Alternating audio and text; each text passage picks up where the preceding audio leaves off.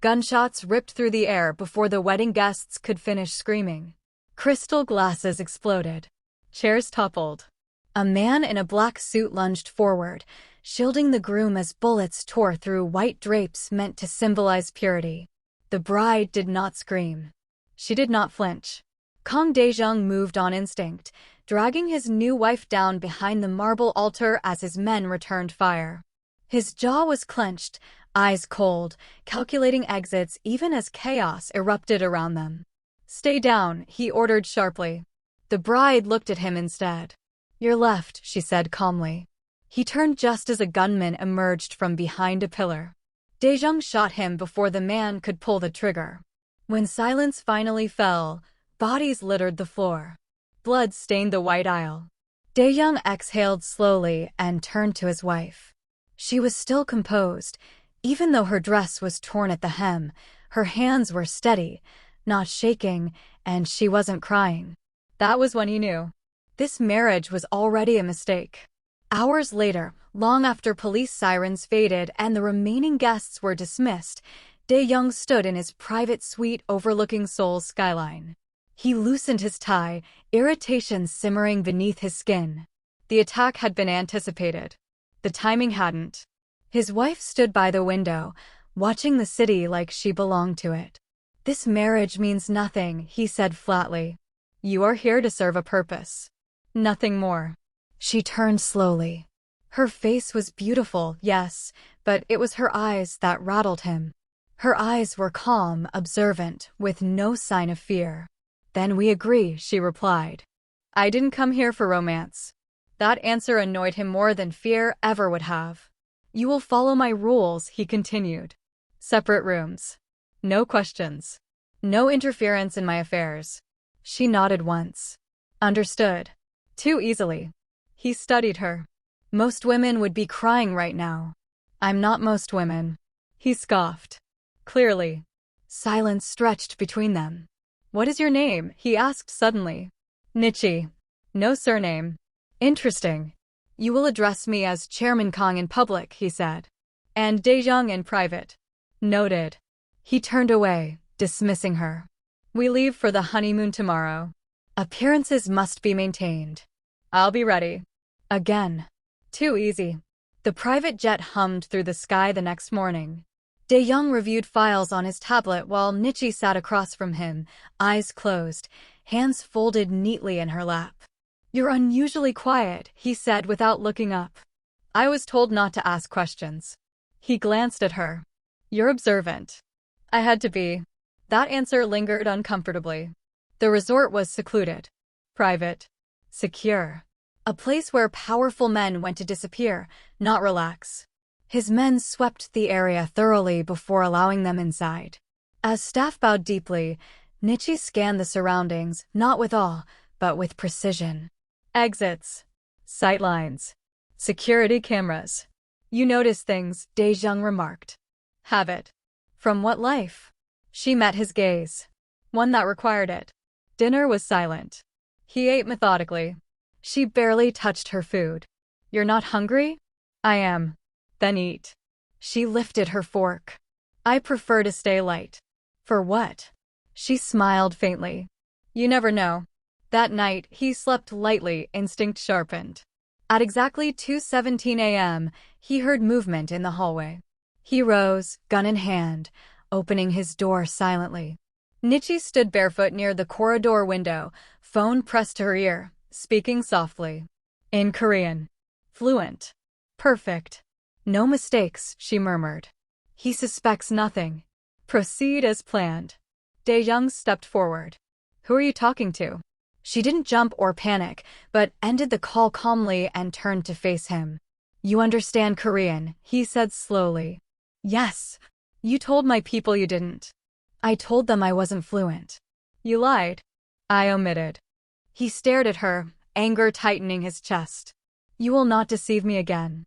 "Then don't ask questions you don't want answered." That did it. He grabbed her wrist, slamming her gently but firmly against the wall. "You forget who you're dealing with." Her pulse was steady beneath his grip. "No," she said quietly. "You forget who you married." For a split second, Something passed between them. Recognition. Danger. He released her abruptly. Get some sleep. She straightened her gown. Good night, husband. The next day, the attack came again. This time, it was precise. Silent. Professional. Dae-young barely had time to react before gunfire erupted near the poolside terrace. He moved instinctively, but Nichi moved faster. She grabbed a fallen guard's weapon and fired with deadly accuracy, taking down 2 attackers before Dae-jung even raised his gun. What the hell? He started. Down, she shouted, pulling him behind a stone barrier just as bullets chipped the edge above his head. Her breathing was controlled. Her grip firm. You've done this before, he said. Yes. Who trained you? Someone who knew men like you. The attack ended quickly. Too quickly. As security swarmed the area, Dae-jung stared at her like he was seeing her for the first time. You saved my life. I told you, she said calmly. This marriage means nothing. He laughed once, sharp and humorless. You're lying. No, she replied. I just haven't told you the truth yet. That night, he confronted her in her room. He found a hidden compartment beneath her luggage. Inside it were documents and photos. His real name. Not the one the public knew. The one buried with the past he had burned. His hand tightened around the papers. You shouldn't have looked, she said from behind him. He turned slowly, fury in his eyes. Who are you? She met his gaze without fear. The woman you married to end a war, she said. Whether you knew it or not. Outside, thunder rolled across the sky. Inside, Dae-young realized something terrifying. He had not trapped her in his world. She had walked into it willingly. And whatever game she was playing, he was already losing. If you're feeling the tension already, show some love by liking the video and subscribing. You won't want to miss what's coming. She closed the door behind him with a soft click that sounded far louder than it should have. Dae-young didn't sit. He remained standing, documents clenched in his hand, eyes locked on her like she might pull a weapon from thin air. Explain, he said. Nichi moved calmly to the edge of the bed and sat. She crossed her legs, posture relaxed, as if they were discussing weather and not his buried identity. You already know who you are. The question is whether you want to know who I am. You have my real name, he snapped. Names I erased. Graves I filled. And enemies you made, she replied evenly. You didn't think the past stayed buried forever, did you? He took a step toward her. Who sent you? No one. Don't insult me. She sighed softly and stood. I married you because it was the only way to get close enough to tell you something face to face. And that is, that you're about to be betrayed. Silence slammed between them. He studied her carefully now, recalculating. By whom? If I say it now, you won't believe me. Try me. She shook her head. Not yet. His jaw tightened. You're playing a dangerous game. So are you. The difference is, I already know how it ends. He laughed sharply. You think you know me? I know your habits. Your tells. The way you move your men. The mistake you're about to make. He leaned closer. Then stop me. Tomorrow, she said. If you survive tonight. That did it. He turned and left without another word, locking his door behind him and ordering triple security. He barely slept. Every sound felt like a threat. Every shadow seemed closer than it should be. At dawn, he summoned his right-hand man. She's hiding something, Dae-jung said. Watch her. Closely. The man hesitated. Sir, she already knows. Knows what? That we're watching her. Dae-jung frowned. Explain. She corrected our formation this morning. Said the blind spot near the east wing was obvious. Dae-jung cursed under his breath. At breakfast, Nichi ate calmly, sipping tea as if nothing had changed. She didn't look at him until he spoke. You'll be staying close to me today. I already planned to. Why? Because today is when someone tries to kill you. He stared at her. You enjoy saying that. I enjoy being right. They toured the nearby town under heavy security. Dae-jung watched her carefully. She wasn't scanning faces nervously. She wasn't acting like prey. She was hunting.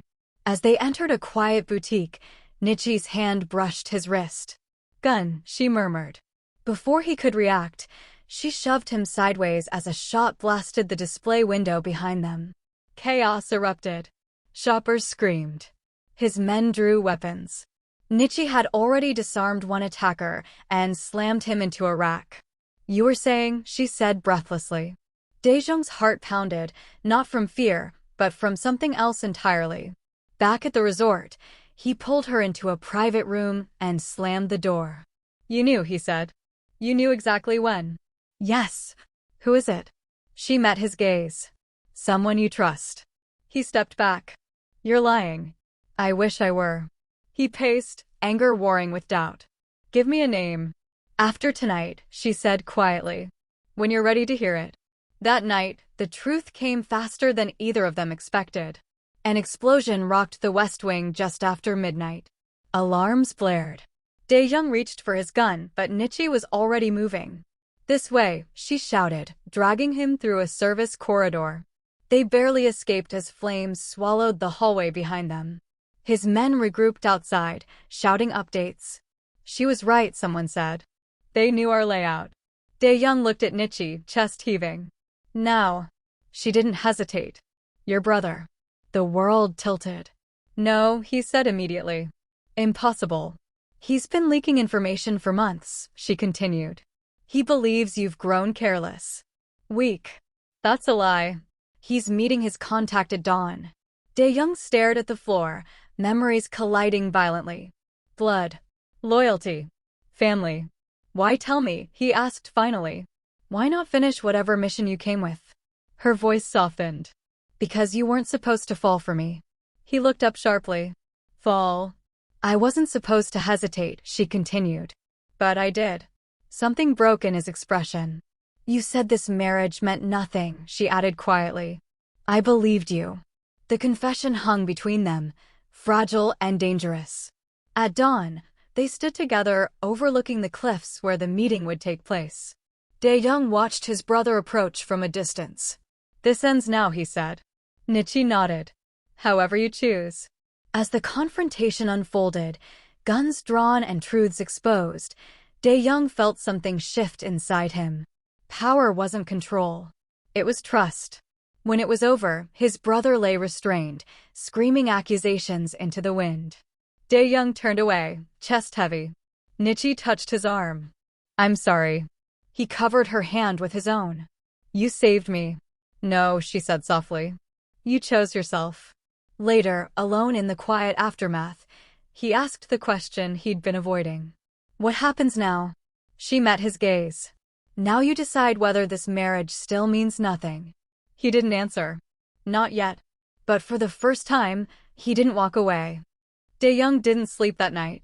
He sat on the balcony long after Nichi had gone inside, the city lights below blurring as memories resurfaced, his brother's face twisted with betrayal, the sound of cuffs snapping shut, the realization that blood meant nothing when power was at stake. At some point, Nichi stepped out and joined him without asking. "You're thinking too loudly," she said. He gave a humorless smile. "You hear thoughts now?" "No. But men like you only go quiet when something breaks." He looked at her then, really looked at her. "You planned all of this." "I prepared for it," she corrected. "There's a difference. You walked into my life knowing exactly how dangerous it was." "Yes." "And still stayed." She leaned against the railing. "You didn't ask me to leave." He exhaled slowly. "I didn't know how."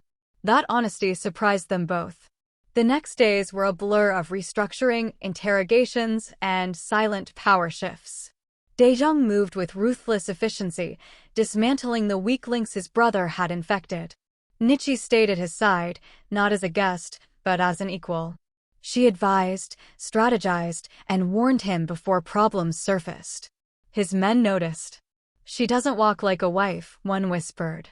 "She walks like a boss." And they listened to her. That terrified him more than enemies ever had.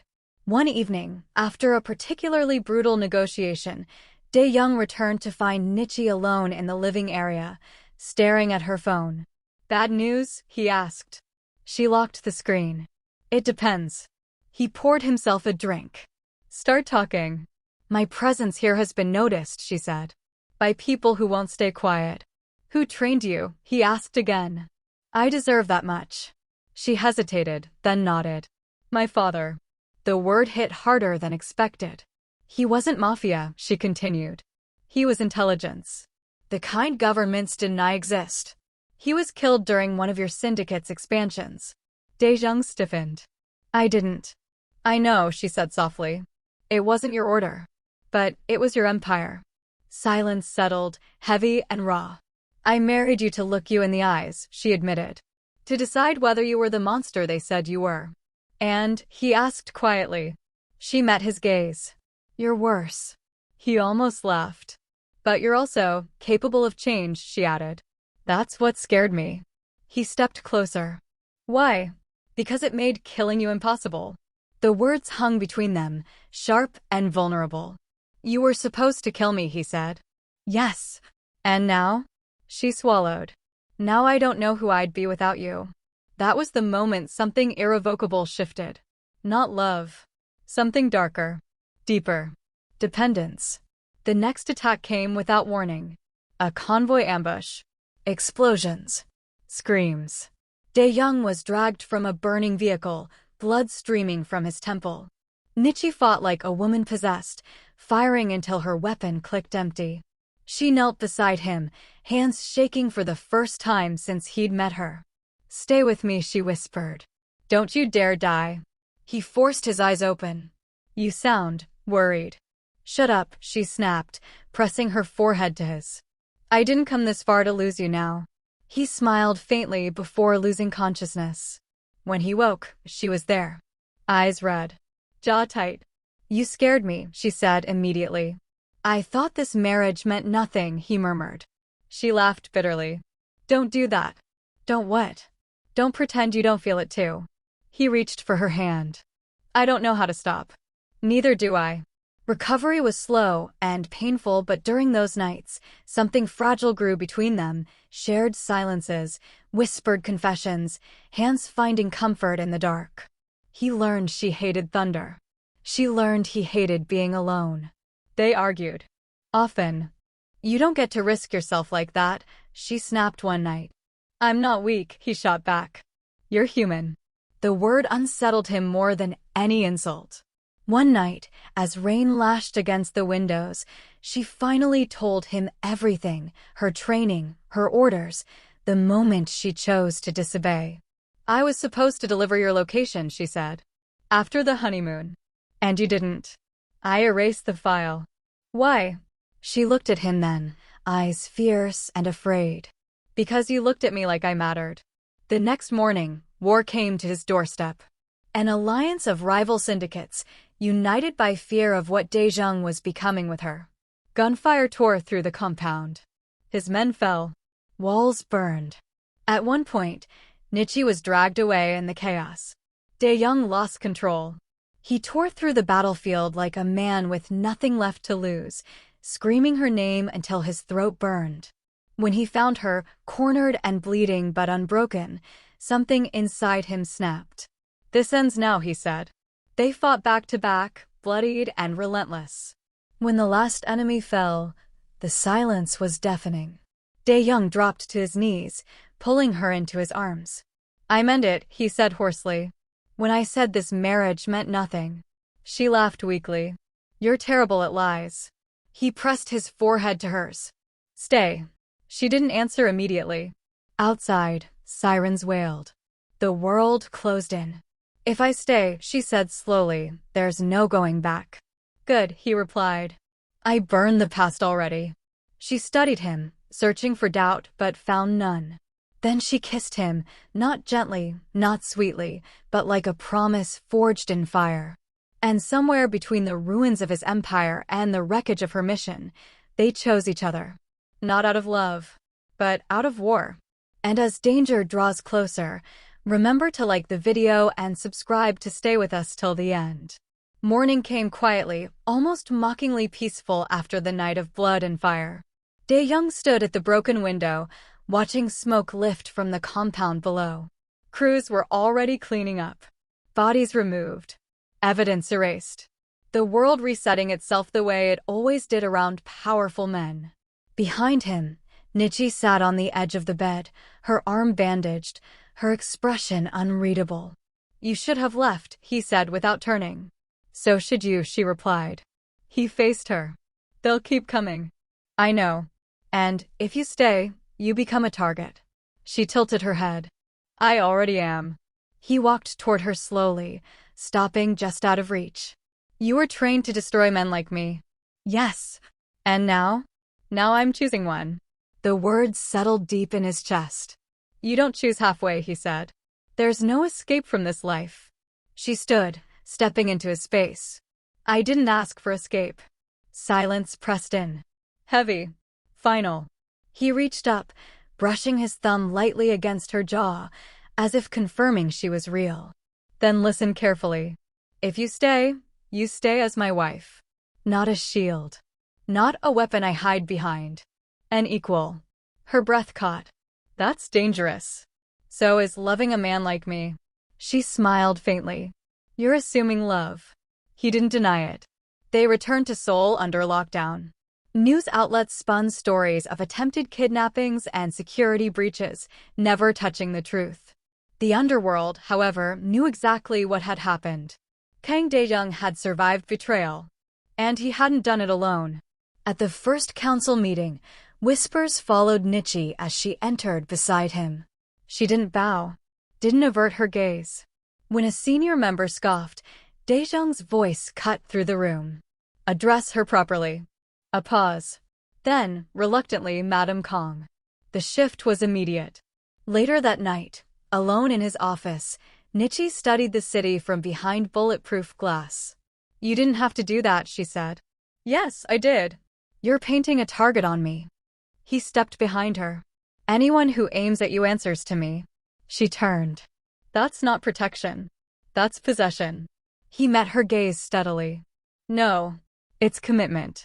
For a long moment, neither spoke. Then she said softly, "I never planned to survive this." He frowned. "What do you mean?" "My father taught me missions end one of two ways," she said. "Completion or death. I didn't plan for a third." "And what's that?" She placed her hand over his heart. "Belonging." The next threat didn't come with bullets, but with leverage. A file surfaced online. Photos. Names. A narrative painting Nichi as a foreign operative embedded to dismantle the syndicate from within. Dae-jung watched the footage in silence. "They're trying to turn your men against you," she said calmly. "They're trying to turn you against me," he replied. She waited. He shut the screen off. "Pack a bag." Her jaw tightened. "You're sending me away." "I'm protecting you." "I don't need." He grabbed her wrist. "This isn't a debate." She yanked free. "You don't get to decide that alone." "I do when your life is on the line." "And what about yours?" she shot back. "You think cutting me out saves you?" The argument burned hot and fast. "You said we were equals," she said. "Was that another lie?" He looked away. That hurt more than any shout. That night, she packed anyway. Not because he told her to. Because she needed space to breathe. He found her at the door. "If you walk out," he said quietly, "everything changes." She met his eyes, pain raw and honest. "It already has." She left. The absence was immediate. Crushing. Dae-jung moved like a machine for days, dismantling threats with brutal efficiency. But something was off. His instincts faltered. His sleep disappeared. On the fourth night, his security alarm screamed. Not an attack. An internal breach. He reached the control room just as the screens lit up with a familiar face. Nichi. Blood on her lip. Gun in hand. "Call off your men," she said into the camera. "Or I expose everything." His heart slammed violently. "What are you doing?" he demanded. "Finishing this," she said. "They came for me. I followed the trail." "Where are you?" "Right where your enemies didn't expect me to be." The feed cut. Gunfire echoed through the compound. Dae-jung didn't wait. He armed himself and moved, tearing through corridors until he found her in the underground archive, surrounded by restrained enemies. She turned at the sound of his footsteps. "You shouldn't be here," she said. "So should you." They stared at each other, words unnecessary. "You came back," he said. She swallowed. "I realized something." What? I don't want to win if you're not standing beside me. He crossed the distance between them and pulled her into his arms, breathing her in like oxygen. Don't ever do that again, he said roughly. Then don't push me away. The last enemy was dealt with before sunrise. When it was over, they stood on the rooftop as dawn broke over Seoul. This marriage, Daejung said quietly, started as a lie. She nodded. And became a war. He took her hand. Stay. Not because you're trapped. Because you choose this. She laced her fingers with his. I already did. Weeks later, the underworld whispered a new truth. Kang Daejung was no longer alone. He ruled with a queen who feared nothing, questioned everything, and loved him in a way that made him dangerous. One evening, as they watched the city lights together, Nichi spoke softly. You know, you never took back what you said. He raised an eyebrow. What? That the marriage meant nothing. He smiled slowly. I was wrong. She leaned her head against his shoulder. And now? Now, he said, it means everything. If you stayed till the end of this story, don't forget to like the video, subscribe to the channel, and drop a comment telling me, would you walk away from a marriage that started as nothing, or fight to turn it into everything? Because sometimes, the most dangerous love stories begin with the coldest words, and end with two people who refuse to let go.